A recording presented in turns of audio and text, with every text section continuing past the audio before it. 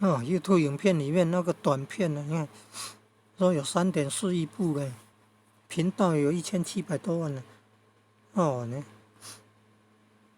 你看看这个影片缩图标题，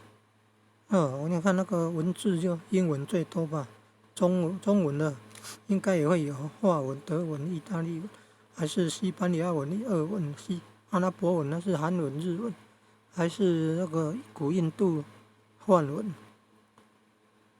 你就注意看那个观看次数达到1亿的，观看次数上亿的然后来注意看印度人的影片也有，会了解大概什么样的影片观看次数会那么多。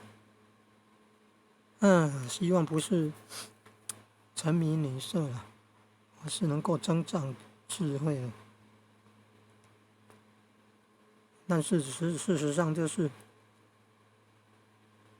迷惑人了，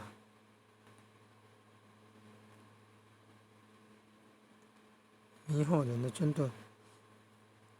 也是不少就是要看那个迷惑人的是不是观看次数都比较多了。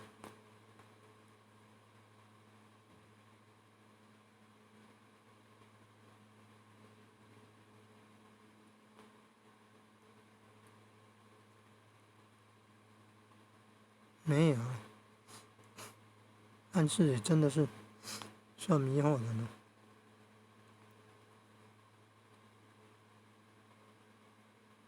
为什么这个观看次数会这么多啊？